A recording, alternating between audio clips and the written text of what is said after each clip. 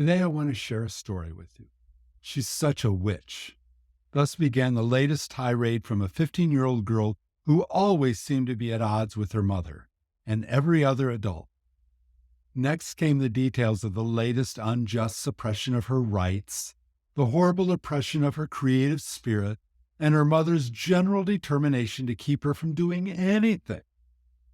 We had had this same basic conversation many, many times before, and I always did the same thing. Ask some probing questions to help her pay as much attention to her own behavior as her mother's. It never really worked much, but it's what I knew to do. But today, I was determined to do this differently. I decided to be quiet and stay quiet and see what she would do if I just listened all the way before I said anything. This different response drew an immediate reaction from her. What? What? She protested. I just smiled. I'm just listening, I responded. So, your mom's a complete witch. Well, yeah, you know how she is. I could already hear the energy in her argument deflating like a balloon with a slow leak.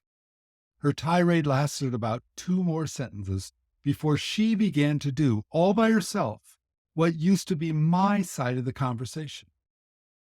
I know she's just trying to protect me, but I guess I wasn't being so nice either, but she doesn't have to. I just wish she would stop treating me like a little kid. I guess maybe by the time she had finished, she had done what she never seemed to be able to do before. See her mom as the imperfect, struggling mom she was.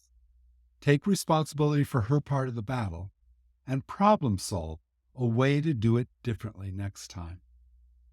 I was awed by her incredible insight and wisdom, and I was stunned by the degree to which she had internalized the very skills I had tried to teach her in our previous interactions.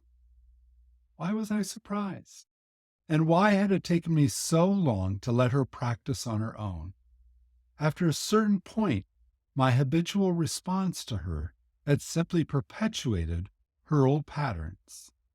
By just listening, I had said, I trust you. You know what to do. You don't need me for this anymore. It was time for my role to change. Since that time, I've seen this pattern repeated over and over again.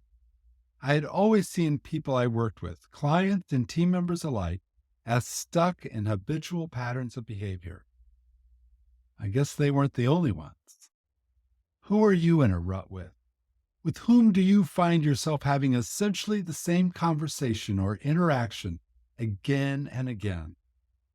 What if taking 100% responsibility means taking responsibility for the way you perpetuate these patterns instead of blaming the other person for the way they perpetuate the pattern? And what if, just because you're leaders and leaders go first, you broke out of your rut first and did something different? Something that let them come up with their own solutions and discover their own power. You might be surprised, just as I was.